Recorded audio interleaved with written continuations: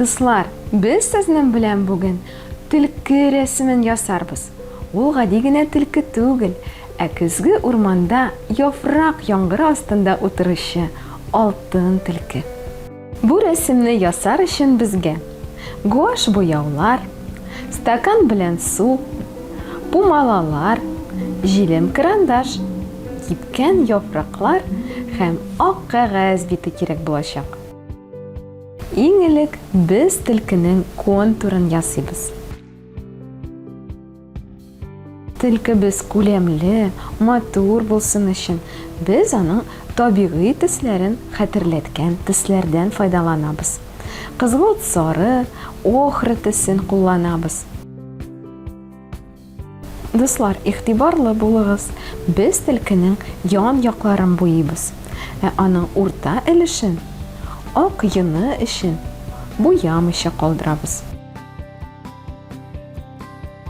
Төлкенең колакларын ясап куябыз, алар өскә таба очлаеп тора.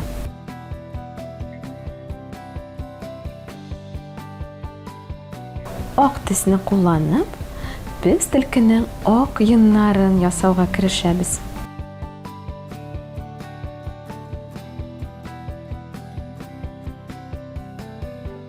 Төлкенең йоннары тагын да матуррак һәм күләмлерәк булсын өчен без охра төсен дә кушып җибәрдек.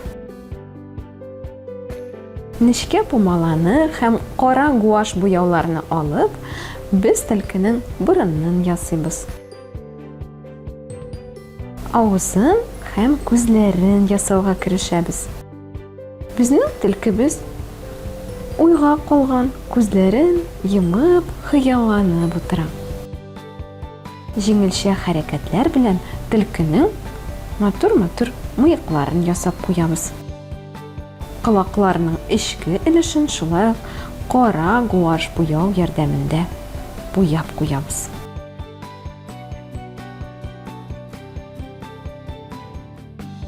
Төлкенең мыеклары урнашкан җиргә бераз гына күләм бирү өчен без сырык төсне кулланабыз һәм аны ак төс белән бутап куябыз.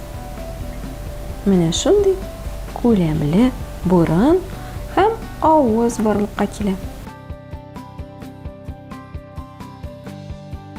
Төлкенең ак йоннарына бераз гына фактура биреп җибәрәбез.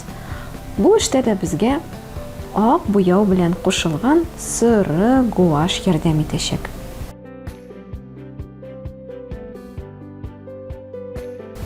Төлкенең кызгылт сары төстәге йоннарын да күләмлерәк итик әле.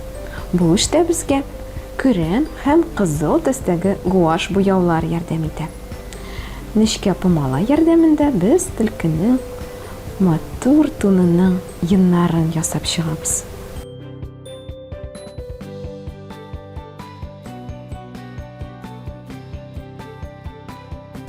Дуслар, безнең төлкебез әзер булды. Карагыз, ул нинди матур һәм ягымлы. Аның турында күбрәк белү өчен әйдәгез әле видео карап алыйк. Төлке. Төлке бик матур хайван. Ә аның койрыгы нинди йомшак. Йөгергәндә һәм сикергәндә ул руль кебек төлкегә борылырга булыша. Ә төнлә ул койрыгын ябынып йоклый. Әйе, син җылы юрган ябынып йоклаган кебек. Төлке койрыгының ұшы ак төстә. Бу матур гына түгел, бик файдалы да. Койрыкның ак ұшы караңгыда да күренеп тора. Шуңа күрә төлке балалары әниләреннән бер качан да югалып калмый. Төлке бик яхшы ишетә һәм ис сизә. Караңгыда да шәп күрә. Ул ит ярата, җиләк белән гөмбә дә ашый. Төлкене хәйләкәр диләр. Бу чыннан да шулай. Ул артыннан куган йырткыч хайваннардан һәм аучылардан бик җиңел качып котыла. Моның өчен төрле якка чабып, эзләрен буташтыра. Төлкеләр бер дә явыз түгел. Алар бик кайгыртучан әти-әниләр. Әти төлке азык эзләп ауга киткәндә, әни төлке балалары янында кала.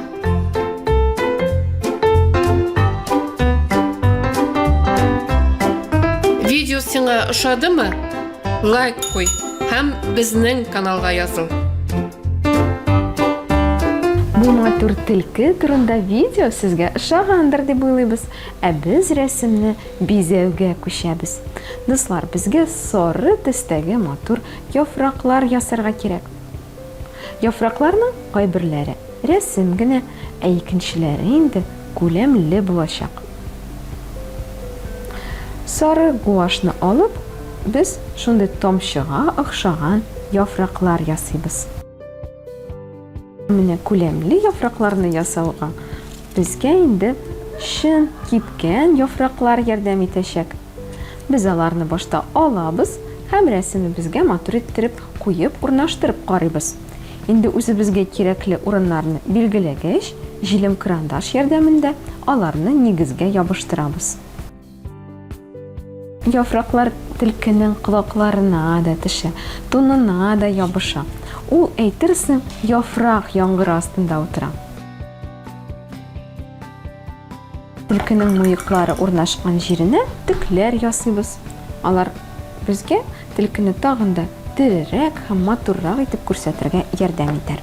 Ә борынына яктылык төшкән урынны ясап куябыз. Бу юлы безгә ак гуаш ярдәмгә килә. Дуслар, карагыз, нинди матур, алтын төсендәге төлке килеп чыкты. Ул әйтерсең лә яфрак яңгыр астында утыра. Без бу рәсемне гап-гади гуаш буяулар һәм шын яфраклар ярдәмендә ясадык.